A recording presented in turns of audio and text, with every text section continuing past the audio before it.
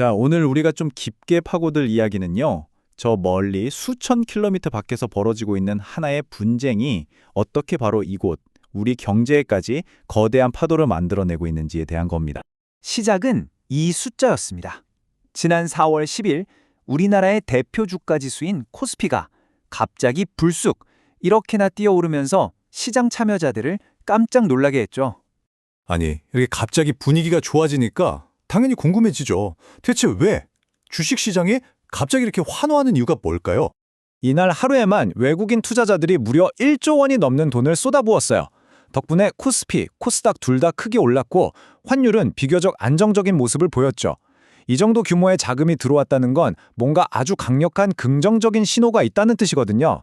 그 해답은 바로 지금 세계 무대에서 펼쳐지고 있는 단 하나의 아주 중차대한 사건에 숨어 있습니다. 투자자들이 지금 평화라는 두 글자에 그야말로 베팅을 하고 있는 겁니다. 드디어 미국과 이란이 직접 만나서 공식적인 종전 협상을 시작할 거라는 기대감, 바로 이거죠. 구체적으로 보면 이번 주말에 파키스탄에서 미국 부통령과 이란 대표단이 만나기로 되어 있어요.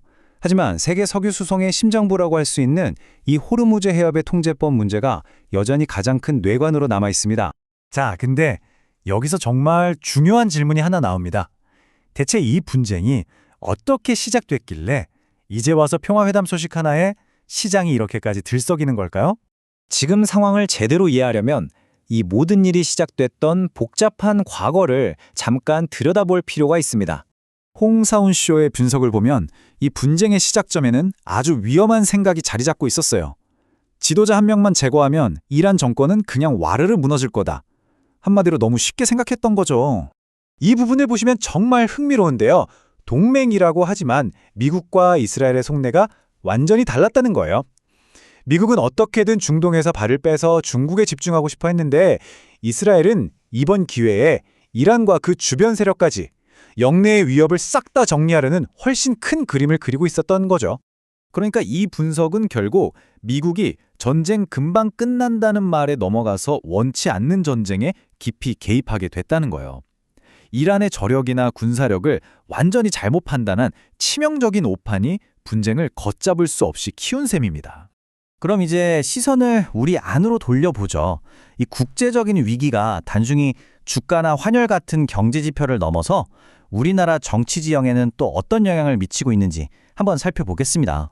네, 이건 더 이상 남의 나라 이야기가 아니에요. 우리나라의 예산 그리고 정치권의 논쟁에 아주 직접적인 영향을 주고 있습니다. 바로 이 숫자입니다. 무려 26조 2천억 원. 국회에서 방금 통과시킨 이름하여 전쟁 추경 예산의 규모예요. 정말 어마어마한 금액이죠. 정부는 이 막대한 예산을 두고 국제적인 위기 상황 앞에서 여야가 힘을 합친 초당적 협력의 결과물이라고 설명했습니다. 그런데요, 이런 안보 위기감은 예산 문제에서 그치지 않아요. 이렇게 국가안보가 최대 관심사로 떠오른 바로 이 시점에 과거에 엄청난 논란을 빚었던 한 안보 사건이 다시 한번 수면 위로 떠오르고 있습니다. 이 타임라인을 보시면 아시겠지만 정부가 바뀌고 불과 한 달 만에 이 비극적 사건에 대한 공식 결론이 자진 월북에서 월북 증거 없음으로 그야말로 180도 뒤집혔습니다. 당연히 엄청난 정치적 후폭풍이 몰아쳤죠. 그리고 최근 법정에서는 이 결론 번복 과정에서 새로운 증거가 발견된 게 아니라 당시 국가안보실의 핵심 인물이 보고서 내용을 직접 수정했다는 주장까지 나왔습니다. 자, 그러니까 한번 보세요.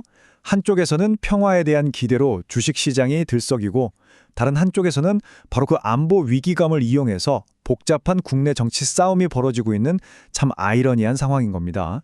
자, 그럼 이 복잡한 상황을 한번 정리해 볼까요? 첫째, 시장은 지금 위태로운 외교적 줄타기에 모든 희망을 걸고 있다는 것. 둘째, 이 전쟁의 시작점엔 사실 동맹국끼리의 엇갈린 계산이 있었다는 것.